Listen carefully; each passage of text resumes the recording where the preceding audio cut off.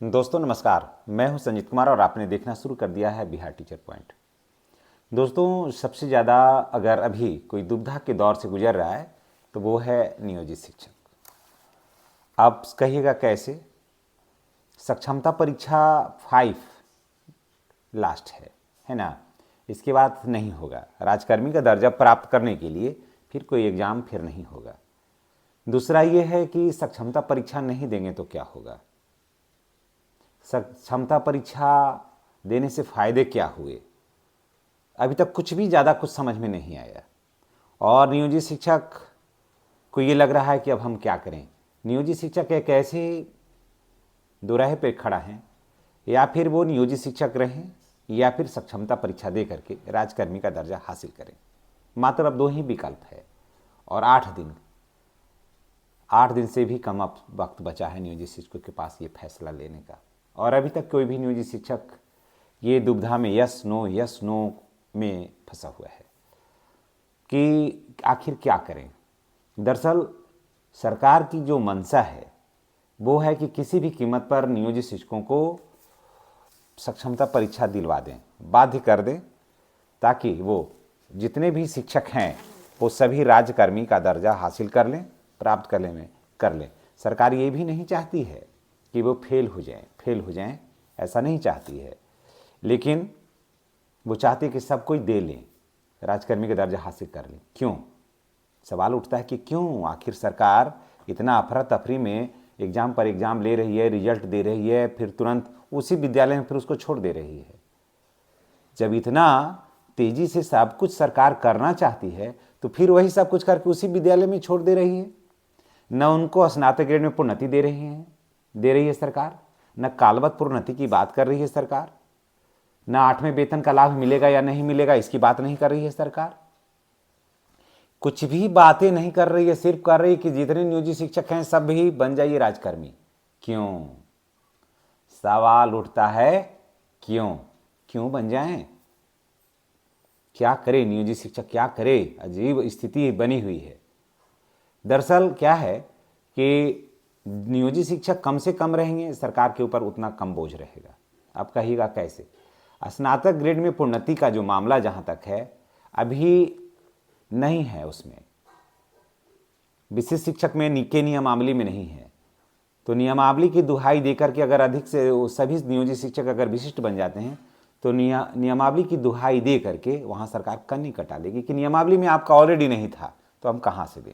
एक, जब स्नातक ग्रेड में प्रोन्नति हो जाएगी तो स्वाभाविक है कि प्रधान शिक्षक और प्रधानाध्यापक के पद पर सिलेक्शन उनका हो जाएगा, क्योंकि नियमावली में है का 3 प्रमोशन लिखा हुआ है नियमावली में।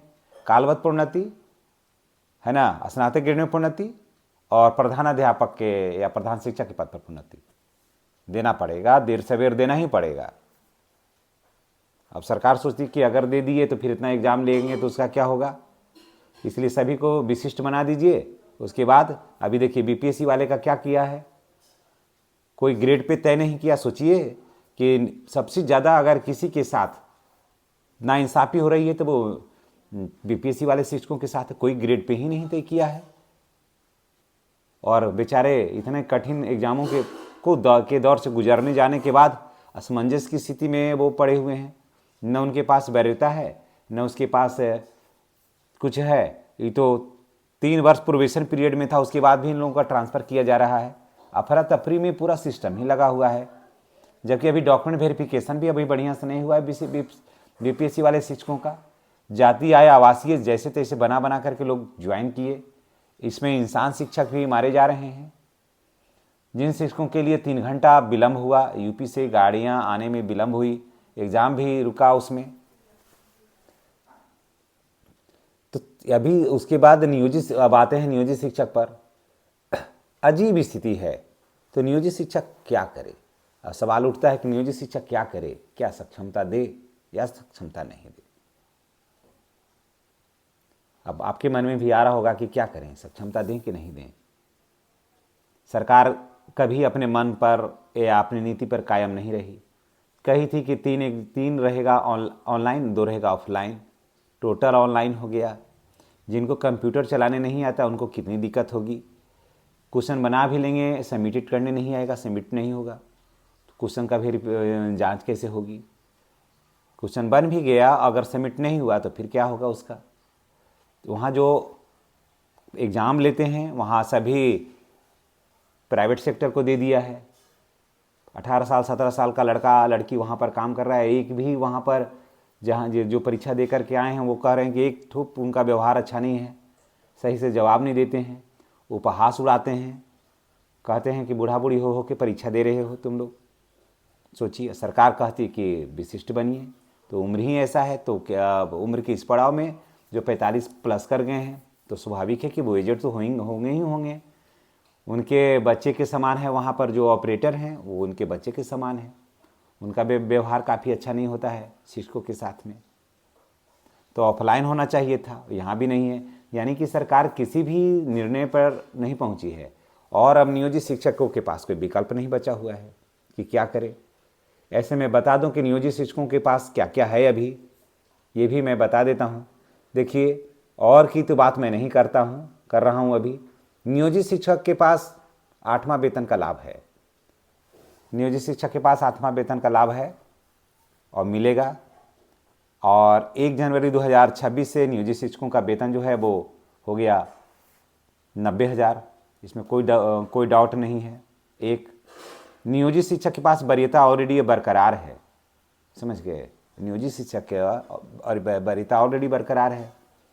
नियोजित शिक्षकों की 3 प्रोन्नति होना है, कालवत प्रोन्नति, स्नातक ग्रेड में प्रोन्नति और उसके बाद फिर प्रधानाध्यापक या प्रधान शिक्षक पद पर प्रोन्नति होना ही होना है, ना का कोई सवाल नहीं है। अब बात आता है कि अनुकंपा का आधार, तो अनुकंपा के आधार पर भी नियोजित शिक्षकों को भी है, जैसे सभी राजकर्मी का है, नियोजित शिक्षक का भी है। एपीएफ में बढ़ोतरी हो ही रही है नियोजित शिक्षकों को, तो नियोजित शिक्षकों को तो कहीं कोई कमी नहीं नज़र आ रही है। लेकिन सरकार कहती है कि हर हाल में आप दीजिए। 1-2 को चैनल वाले भी बता रहे थे कि नियोजित शिक्षक अगर नहीं देंगे तो सरकार उनको बर्बाद कर देगी। अजीब स्थिति है।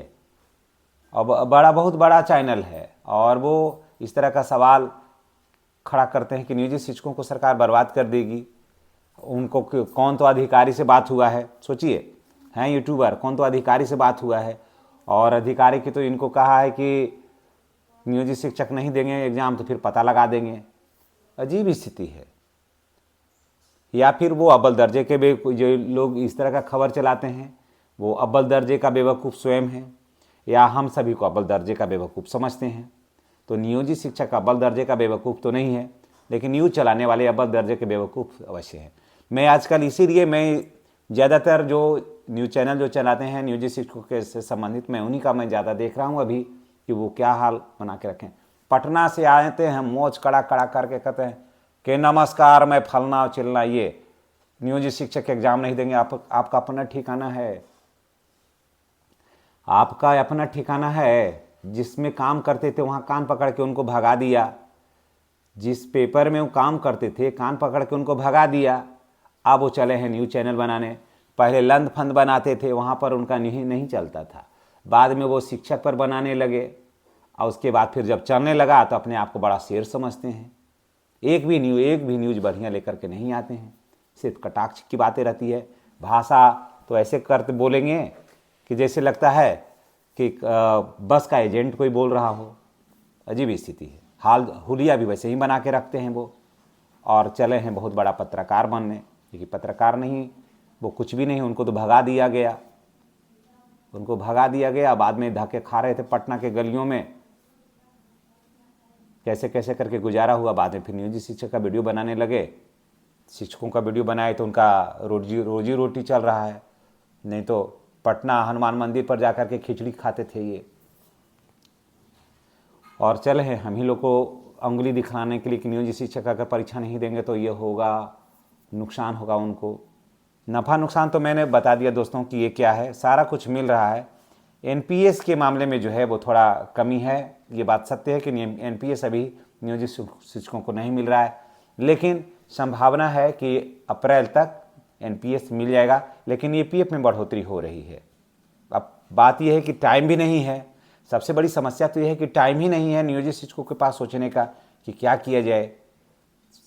आप अब सक्षमता की नहीं दें, लेकिन मैं यही कहूँगा कि अगर आप घर के आसपास हैं, कहीं कोई कठिनाई नहीं है, तो परीक्षा देने के लिए मत सोचिए, तो ज़्यादा बेहतर है। और मर्जी ऐसे तो आपकी, आप निर्णय के लिए लेने के लिए स्वतंत्र हैं। अगर आप घर के आसपास हैं, सब कुछ बिल्कुल ठीक है, तो एग्ज़ाम नहीं देना, अगर आप एग्ज़ाम नहीं देते हैं तो ज़्यादा कोई लॉस आपको नहीं है। और नियोजित शिक्षक इन सारे शिक्षकों से भले ही हैं आज, और कहीं कोई नुकसान नहीं होगा, ये मैं बता दे रहा हूँ, कहीं कोई नुकसान नहीं होगा। और बाकी मर्जी आपकी है, अगर आप सक्षमता देना चाहते हैं तो इसके बाद फिर विकल्प हो सकता है कि नहीं बनेगा। हाँ, डेट कुछ बढ़ सकता है, अभी 9 तारीख है, 9 तारीख के बदल 15 तारीख को डेट हो जाएगा, ये मैं आपको आज ही बता दे रहा हूँ कि डेट बढ़ जाएगा आपको। लेकिन फिर नहीं होगा तो आप भी कहिएगा कि आपने सलाह दिया था तो इसलिए मैंने नहीं दिया, तो इतना ज़्यादा उसमें वृद्धि हो गया। वृद्धि उसमें भी जाके कुछ भी नहीं होगा दोस्तों, ये जान लीजिए, वृद्धि उसमें भी ज़्यादा कुछ नहीं होगा। एनपीएस का मामला है यहाँ पर, इसी पर जाकर के सब कुछ बात अटक गई है। लेकिन अगर नियोजित शिक्षक नहीं परीक्षा देना चाहते हैं तो कोई दिक्कत भी नियोजित शिक्षकों को नहीं है, किसी तरह का ज़्यादा कोई नुकसान भी नहीं है। इसलिए जहाँ है वहाँ रहें तो ज़्यादा बेहतर है। बाकी मर्जी आपकी, जो यहाँ मिल रहा है वही वहाँ मिलेगा, वहाँ कुछ नया नहीं मिलने जा रहा है। अगर मिलना होता तो देखिए बीपीएससी वाले का क्या हो रहा है, अभी तक उनका ग्रेड पे नहीं मिला है। प्रधान शिक्षक का क्या ग्रेड पे होगा, कुछ अभी तय नहीं है। ये सारा कुछ अभी मामला है। वैसे ही अगर विशिष्ट बनाए थे तो अपने ही उसी विद्यालय में उसको ठहरा दिए हैं। जैसे प्लेटफॉर्म खाली नहीं रहता है ना, तो सेंटिंग में कैसे लगा देता है ट्रेन को और मालगाड़ी को, ऐसे ही सेंटिंग पोस्ट में भी डाल दिया है। सब अभी वेट कर रहे हैं, लेकिन जैसे ही नियोजित शिक्षक देख करके सब क्लियर होंगे ना, तब देखिएगा सरकार का जो है ना चलने लगेगा डंडा। तो इसलिए मैं यही कहूँगा कि सोच लीजिए, समझ लीजिए, विचार कर लीजिए, और अगर लगता है कि यहीं पर ठीक हैं तो आप ठीक हैं, आप कोई दिक्कत नहीं है। और अगर एनपीएस का मलाल आपको मार रहा है तो आपके लिए दरवाज़ा खुला हुआ है। ऐसे नियोजित शिक्षक अन्य से भले हैं। धन्यवाद।